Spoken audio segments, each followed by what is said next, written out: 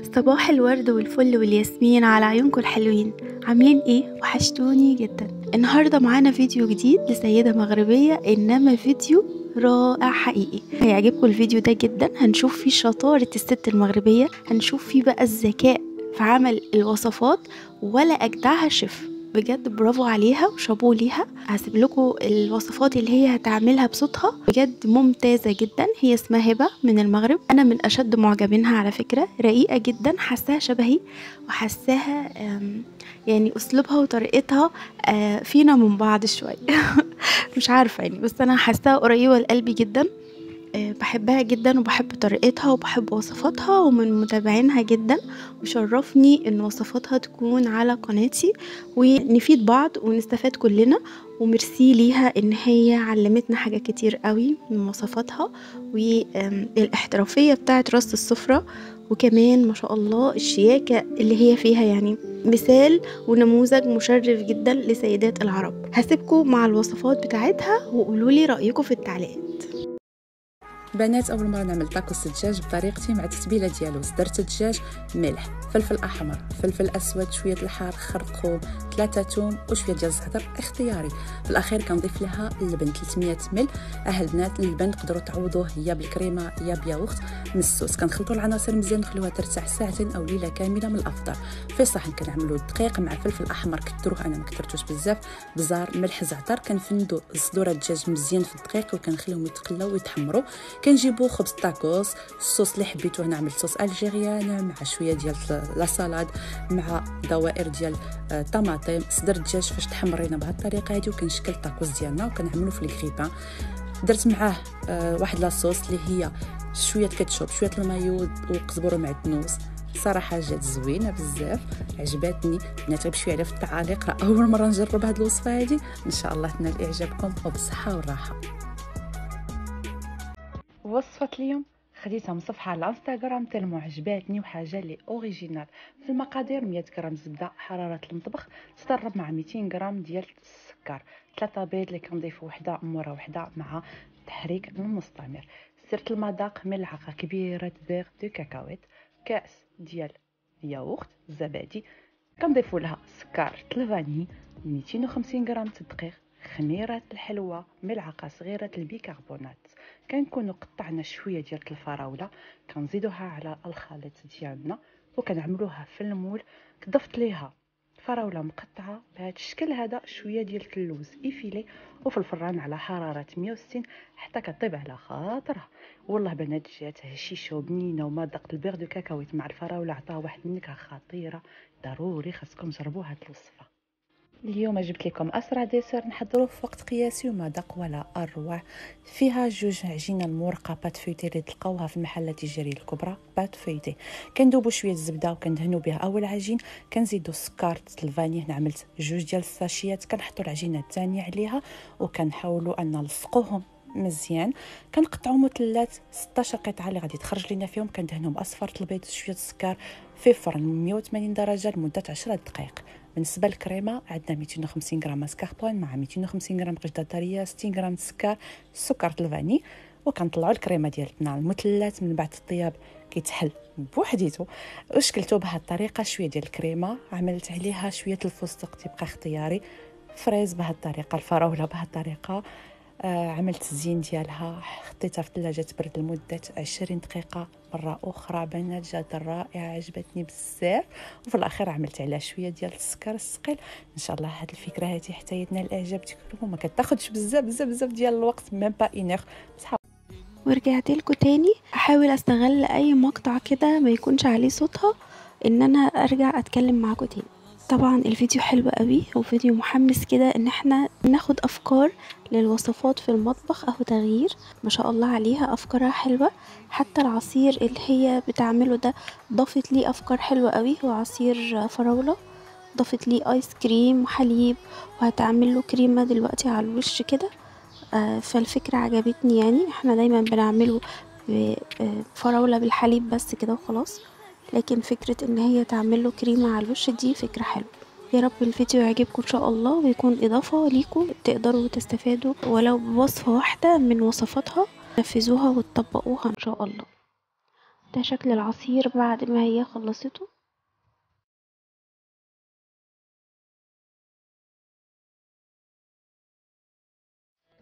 يلا جميع نشوفوا وصفة اليوم وانا متأكدة غادي تنال اعجابكم. عندنا 4 ديال لي كندير مع 8 ديال لي توست. اول شيء التوست كنرققوه مزيان والكندير كنقطعوه على طرفين، كنحطوا الطرف الاول في التوست ديالنا وكنديروا على شكل رولي او سيكاع حتى كنكملوا كميه التوست اللي عندنا. حنا بنات عملت الدوبل.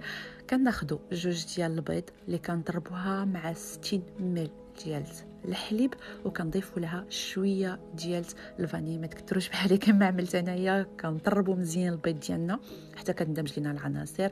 كناخذوا الرولي ديالنا وكنفندوه في البيض والحليب والفاني. بهذه الطريقه هذه كنكونوا سخنا غير شويه ديال الزبده على عافيه مهله، كنحطوا فيها الرولي ديالنا وكنقلبوا مره حتى كيتحمر لينا. كيبان لكم الشكلاط بدا كيذوب والرولي ديالنا تحمر مباشره. كنفندوه في السكر وكنقدموها بهذا الشكل هذا. انا بالنسبه للزينه عملت عليها شويه ديال النوتيلا. خليوا لي ارائكم وبصحه والراحه. بنات اليوم غادي نشارك معكم الوصفه المعتمده عندي للكيك ماربغي. شحال هادي ما عملتوش، اللي فيها 312 غرام زبده. انا حكيتها باش تجيني سهله. ضفت ليها 200 غرام السكر، كنضربوها حتى كترجع لينا كريمي فيتاس تكون عاليه. كنضيفوا لها 312 غرام البيض، مقدار 4 حتى 5 ديال البيض. هي شويه ماشي اقتصاديه، المهم البيض غير بشويه حتى كندمج لينا العناصر كامله. كنضيفوا ليها 312 غرام دقيق مع 125 غرام القشده الطريه وكنخلطوا مزيان. وما نساوش في الاخير نضيفوا 11 غرام الخميره ديال الحلوه. هنا كناخذوا القياس اللي بغينا مع شويه ديال البودره الكاكاو. ايوا حبيبتي بالنسبه للمغبغي عمليه كيما بغيتي. انا عملت شويه الخليط ديال الكاكاو هو الاول، شويه الخليط الفاني. نسيت ما قلتلكمش بان الخليط الابيض زدت عليه شويه ديال الفاني. كنبقاو مستمرين بهذه الطريقه هذه وفي الاخير كناخذوا معلقه كبيره وكنسرحوا بها الخليط. علاش؟ باش هكا ما دير ليناش القبه ديالتها في الطياب. كندخلوها طيب على حراره 160 حتى كطيب لينا وبصحه والراحه. وصفة اليوم موز بالفواكه الحمراء اللي اسهل ما يكون، لا في المقادير ولا حتى في طريقه التحضير. اول شيء طبقات البسكوي اللي حبيتو 200 غرام مطحون مع اضافه 75 غرام الزبده دائبه. كنسرحوها في المول وكنديروها في الثلاجه تبرد. كناخذوا خليط ديال الفواكه الحمراء 350 غرام كنخليوها على جنب. كنبداو باربع اوراق الجيلاتين اللي كنعملوهم في ماء بارد. كنطحنوا 350 غرام الفواكه ديالنا، كنضيفوا ليها 75 غرام ديال السكر مباشره. كنطبخوها وكنضيفوا ليها اوراق الجيلاتين مع التحريك وكنخليوها في الثلاجه تبرد مزيان. ضروري بنات. هنايا البنات خديت القياس ديال المول 18 ووسعت المول على قياس 20. غادي تعرفوا علاش. خديت 225 غرام القشده الطريه ضربتها وهنا بديت كنضيف غير بشويه الفواكه ديالي مع التحريك بشويه باش ما يتهرسوش لينا لاموس، ما تهرس ليناش. كنضيفوا غير بشويه حتى نحصلوا على هذا القوام هذا وهذا اللون هذا اللي كيجي بحال هكا. علاش بنات وسعت المول؟ بغيت نغطي البسكوي، تبقى اختياري. عملت جناب هما الاولين، عاد في الاخير ضفت لاموس كامله اللي عملتها في الثلاجه تبرد لمده 6 ديال السوايع ضروريه. بالنسبه للزين عملت عليها شويه ديال الفواكه، يعني زوقتها بشويه بطريقتي. ان شاء الله هذه الفكره هذه حتى تنال الاعجاب ديالكم. صراحه فاش تكون بارده كتجي رائعه. فكره اليوم كريب على شكل بوكيه. مقادير فيها 375 غرام دقيق مع 50 غرام سكر فاني، 8 البيض، لتر الحليب مع التحريك. في الاخير كنضيفوا 75 غرام زبده دائبه. تقدروا تستعملوا غير نصف المقادير. كنطيبوا الكريب ديالنا في مقله تكون صغيره او حتى في مقله كبيره وكناخذوا لومبورت بياس وكناخذوا القياس اللي بغينا. كنخليو الكريب ديالنا على جنب. الوقيته اللي نحضروا فيها الكريمه اللي فيها 250 غرام قشطه طريه، 250 غرام ماسكاربون، 60 غرام السكر، شويه ديال الفاني. كنعملوها على سرعه متوسطه وهكذا تتكون الكريمه ديالتنا. طريقه تزيين شويه الكريمه في الوسط، نصف فراوله، وكنسدوا الكريب بهذه الطريقه هذه. او لربح الوقت كنعمروا الكريب ديالنا وكنزينوا في الاخير بالفواكه. طريقه التقديم عملتها على شكل بوكيه. فكره تقدروا تهديوها العيد ميلاد او حتى العيد الام. كنتمنى لكل امهات طول العمر الله يخلينا مولاتنا. وصفة اليوم طاغت سبيكيلوس صوص الشوكولا الساهله اللي فيها 250 غرام سبيكيلوس مطحون، ضفت ليها 80 غرام ديال الزبده دائبه، كنسرحوها في المول ديالنا ونديروها في الثلاجه تبرد لمده 30 دقيقه. انا عملت شويه ديال الفخيز. بالنسبه للصوص الشوكولا غادي نخلي لكم المقادير ديالها لتحت، كنخلي وحده كتبرد لينا شويه وكنضيفوها على لاطاخت ديالنا وكنديروها تبرد في الثلاجه لمده ساعه. بالنسبه للزينه لاله هنا عملت شويه ديال لي فخيز، شويه ديال الورد، المهم زوقتها على الطريقه ديالتي. كنعاودو نردوها للثلاجه تبرد لمده نصف ساعه وكنقدموها بارده. وبصحه والراحه بنات. سلام بنات، مع هاد الحراره ضروري نمشي حاجه بارده وسهله التحضير. اليوم غادي نوجدوا كلاص بلي كوبيلو شوكولا، فيها 6 البالونات. كندوبوا 200 غرام شكلاط الاسود. قياس الشكلاط يقدر يكون اكثر او اقل على حسب القياس ديال لي كوبيل اللي غادي تعملوا. كنغطسوا البالون في الشكلاط بهذه الطريقه وكنشكلوا لي كوبيل ديالنا. هنايا عملت قياس البالون متوسط.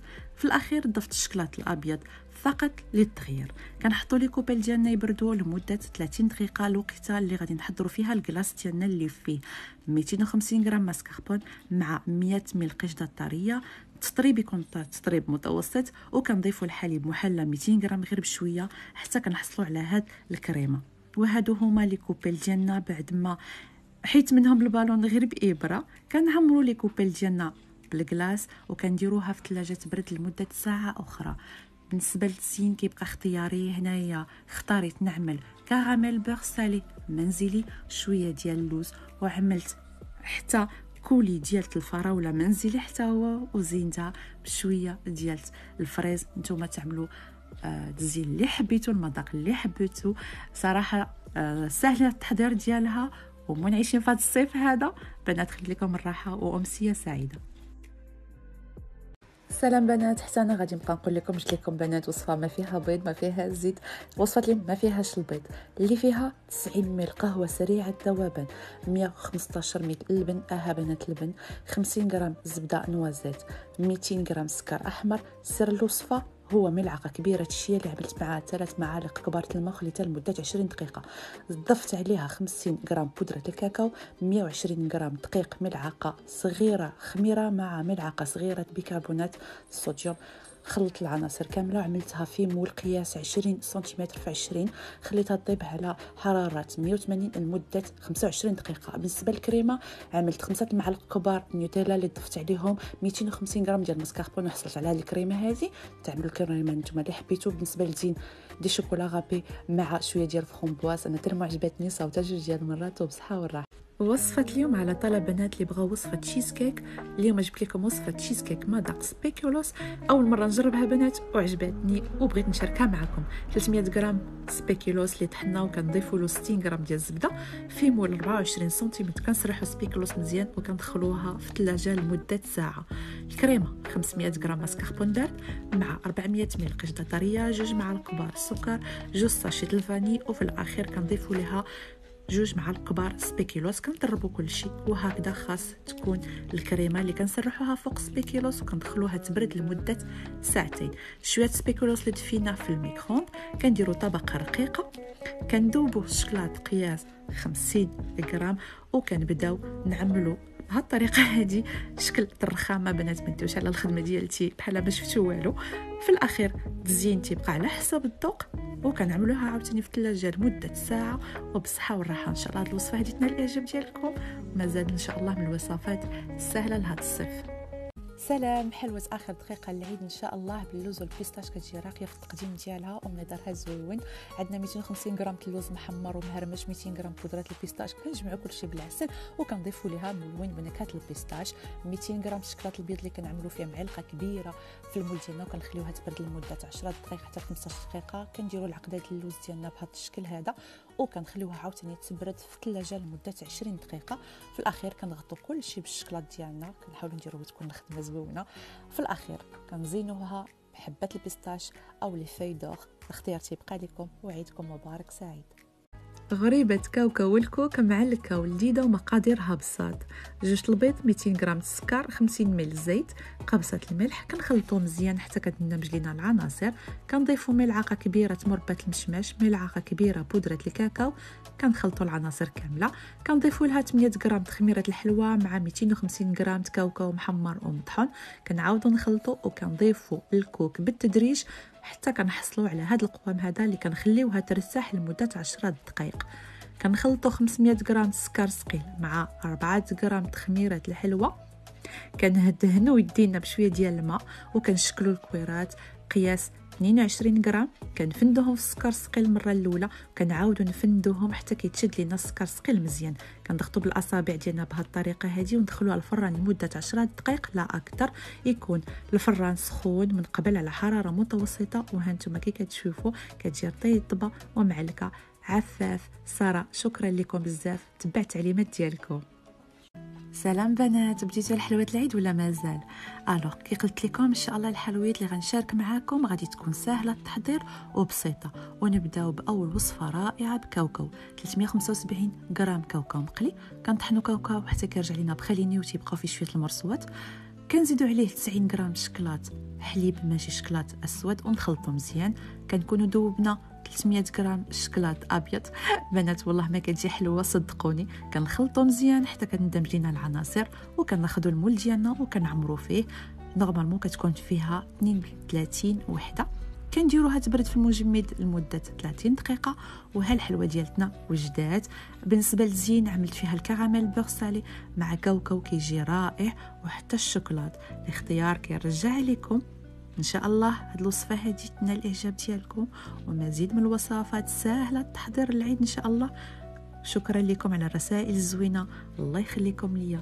صحه فطوركم وخليت لكم الراحه. سلام تحلية اليوم فايته عملتها لكن بدون ذكر المقادير. بنات هاد التحليه عملتها اكثر من مره ولسبب واحد، انها كتجي خفيفه ومكوناتها بساط. 250 غرام قشده، 250 غرام ماسكاربون، 50 غرام سكر ناعم، شويه ديال الفاني.